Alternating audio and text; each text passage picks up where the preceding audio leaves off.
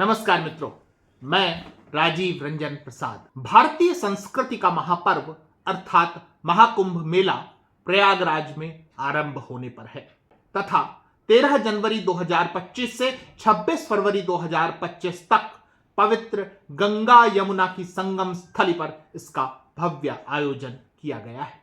महाकुंभ का आरंभ कब हुआ, इस विशिष्ट परिपाटी ने कब और किस तरह तीर्थयात्रियों को अपनी ओर आकर्षित करना आरंभ किया, इस पर इतिहासकार और शोधार्थी एक मत नहीं है। इस महापर्व की व्यापकता का विश्लेषण करते हुए यह बात निश्चित रूप से कही जा सकती है कि ऐसी परंपराएं एक दो युग की थाती नहीं, अपितु सनातन रीति मान्यताओं में यह बीज रूप से विकसित होते हुए वटवृक्ष बना है।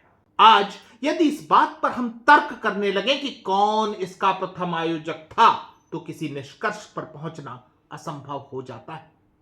परंतु धर्म ग्रंथों के उल्लेखों से निश्चित रूप से यह भान हो जाता है कि सनातन धर्म जितना पुराना है उतना ही प्राचीन कुंभ मेला भी है। सम्राट अशोक के कालखंड में शासन की संपूर्ण ऊर्जा केवल और केवल बौद्ध धर्म के प्रचार प्रसार में लगी रही। राज्याश्रय प्राप्त होने से अन्य धर्मावलंबियों की मान्यताओं परंपराओं की अवनति होने लगी तथा प्राथमिकता से केवल स्तूपों का निर्माण होता रहा। निश्चय ही ऐसी अवस्थाओं का सीधा प्रभाव कुंभ मेले जैसे विशाल आयोजनों पर भी पड़ा था। अपनी अपूर्व प्रतिभा तथा आध्यात्मिक शक्ति के बल पर समस्त भारत में वेदांत की विजय पताका फहराने वाले शंकराचार्य को सनातन मान्यताओं प्रथाओं परिपाटियों के पुनरुद्धारक की तरह देखा जा सकता है। उन्होंने कुंभ मेले को उसकी भव्यता लौटाने का महती कार्य किया है। यह विषय महाकुंभ की इसी महती यात्रा को सम्राट हर्षवर्धन के कालखंड के समय के उपलब्ध साक्ष्यों के आधार पर समझने का प्रयास है। यह इसलिए आवश्यक है क्योंकि इन्हीं समयों में शासक का बौद्ध धर्म की महायान शाखा के प्रति भी झुकाव देखने को मिलता है और वह महाकुंभ के प्रति भी नितांत आस्थावान है।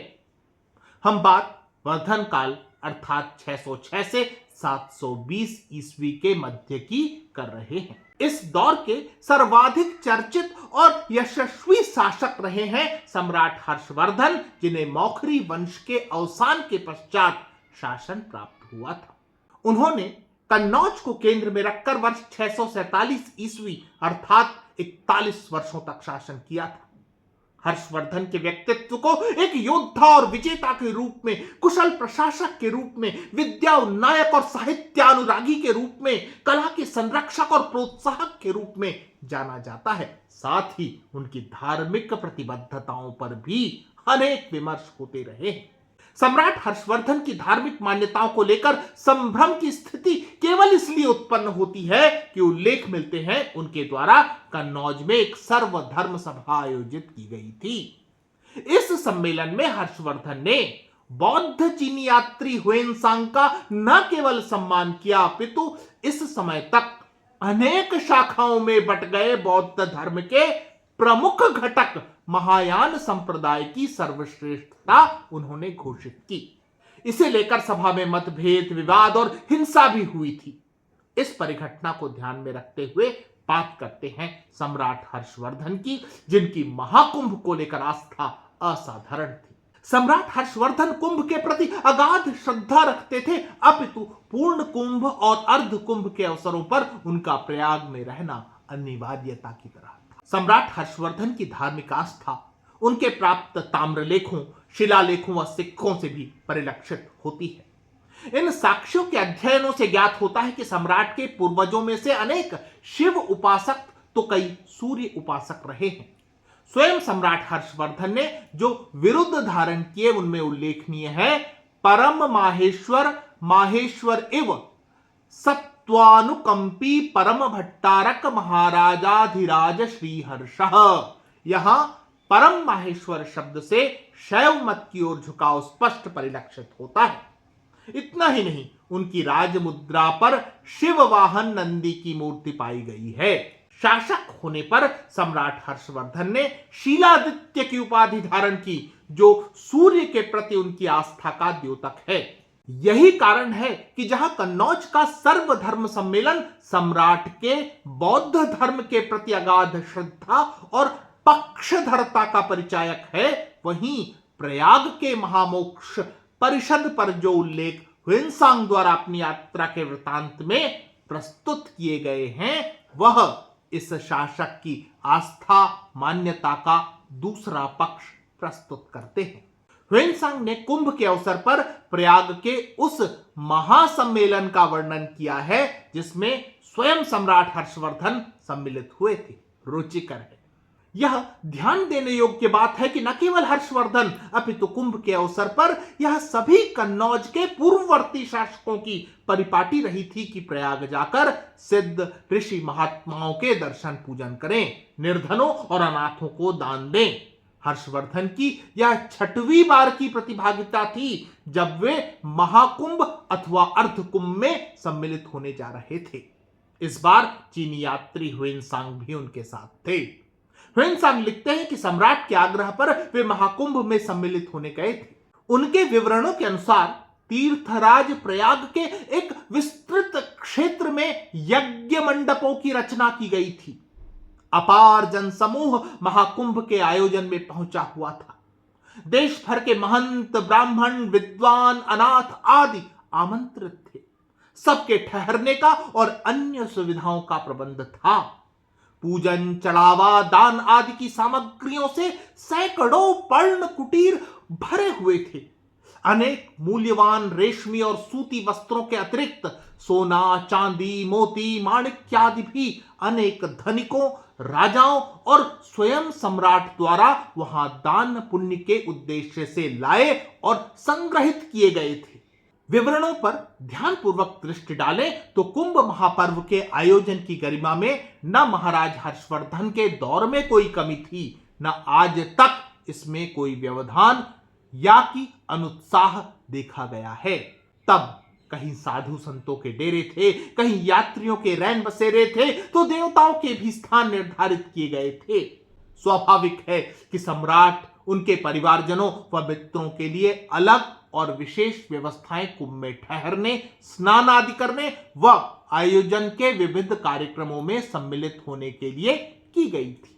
सुरक्षा व सुविधा को ध्यान में रखते हुए सम्राट के शिविर, उनके दामाद ध्रुव भट्ट के शिविर तथा मित्र राजा कुमार राज भास्कर वर्मन के शिविर अलग लगवाए गए थे। कुंभ के आयोजन में सम्राट के धर्म समन्वय का अद्भुत रूप देखने को मिलता है। ह्वेनसांग जैसे प्रधान बौद्ध भिक्षु साथ थे, जिनके साथ मिलकर आयोजन के पहले दिन बुद्ध प्रतिमा का अभिषेक किया गया। मूल्यवान वस्त्रों से उनका सम्मान प्रदर्शन हुआ, पुष्पांजलि दी गई। आयोजन के दूसरे दिवस भगवान सूर्य देव की पूजा उपासना की गई। आयोजन के तीसरे दिवस भगवान शिव का अभिषेक व पूजन संपन्न हुआ। यज्ञ, पूजन आदि के उपरांत विपुल दान दक्षिणाओं का विवरण संत साधकों और जरूरतमंदों के मध्य किया गया। दान में भी कोई भेदभाव नहीं था, वे बौद्ध भिक्षु हो अथवा उपासक साधु। प्रति व्यक्ति 100 स्वर्ण मुद्रा, 1 मुक्ता, 1 जोड़ा वस्त्र तथा नाना प्रकार के व्यंजन वितरित किए जा रहे थे। उल्लेखों के अनुसार सतत 1 माह तक प्रतिदिन दीन दुखी जनों को दान देने का सिलसिला चलता रहा। यह मात्रा इतनी अधिक थी कि यहां लाया गया राजकोष रिक्त हो गया। सम्राट के पास दान करने को कुछ न रहा तो अपनी मुकुटमणि भी उन्होंने दान कर दी। शरीर पर धारण किए गए गहनों और मूल्यवान वस्त्रों का भी उन्होंने दान कर दिया। स्थिति यह हो गई कि स्वयं अपनी बहन राज्यश्री से पुराने वस्त्र लेकर राजा ने धारण किए। राजा को रीते हाथ देखकर उनके साथ आए मांडलिक राजाओं ने दान पत्रों से राजसी चिन्हों को मोल लेकर पुनः सम्राट को भेंट कर दिया। हर्षवर्धन कुंभ के आयोजन से रीते हाथ ही राजधानी लौटना चाहते थे, अतः उन्हें जो भी भेंट प्राप्त होती वे उसे भी दान में देते रहे। स्मरण करें कि ऐसी दानशीलता के वृतांत अंगराज कर्ण के अतिरिक्त अन्य किसी के लिए क्या कभी कहे या सुनाए जाते हैं? इस आयोजन की महत्ता इतिहास के दृष्टिगत इस वृत्तांत को जानने की आवश्यकता पर हम बात करते हैं, परंतु इससे पूर्व जिस हर्षकालीन महाकुंभ आयोजन से मैंने आपका परिचय कराया उसकी कुछ विशेषताओं को भी जान लेते हैं। जैसा कि सभी जानते हैं, महाकुंभ पर्व प्रत्येक 12 वर्ष की आवृत्ति पर आयोजित होता है, जबकि अर्धकुंभ प्रत्येक 6 वर्ष के अंतराल में। प्रयाग, हरिद्वार, उज्जैनी, नासिक आदि स्थानों पर इन महान अवसरों में बड़े बड़े मेले प्राचीन काल से लगते आ रहे हैं। यदि ज्योतिष की दृष्टि से देखा जाए तो पूर्ण कुंभ पर्व का विशेष महत्व है। जब बृहस्पति मेष राशि पर और सूर्य तथा चंद्रमा मकर राशि पर होते हैं, उस नक्षत्र योग में पूर्ण कुंभ लगता है। स्वाभाविक है कि प्रत्येक वर्ष माघ के महीने में सूर्य तथा चंद्रमा मकर राशि में होते हैं, किंतु बृहस्पति के मेष राशि में आने का योग 12 वर्षों में एक बार ही आता है, तभी महाकुंभ महापर्व आयोजित होता है। यही नहीं, अनेक ग्रहों, नक्षत्रों की स्थिति आदि के आधार पर भी कतिपय विशेष योग बनते हैं। ऐसे ही विशेष ग्रहों का वह संयोग हर्षकालीन उस महाकुंभ के अवसर पर बना था, जो कि उसके बाद लगभग 1350 साल बाद वर्ष 1977 में बन सका था। यह संपूर्ण घटनाक्रम हमारे सामने एक धर्म सहिष्णु शासक की छवि को प्रस्तुत करता है, जो विविध मान्यताओं को पूरी आस्था से प्रतिपादित करने में भी सहज है। उन्हें न बुद्ध से आपत्ति, न शिव से बैर। वह तो यज्ञ हवन करने में भी उतना ही सहज है जितना भगवान बुद्ध के प्रति अपनी आस्था और आदर के प्रदर्शन में। वह ह्वेनसांग जैसे विद्वान का इतना सम्मान करता है कि उनके आगे नतमस्तक है। वह पूर्वजों की शैव और सूर्य पूजा की परिपाटी का भी समान संरक्षक है और उसे सहेज कर रखता है।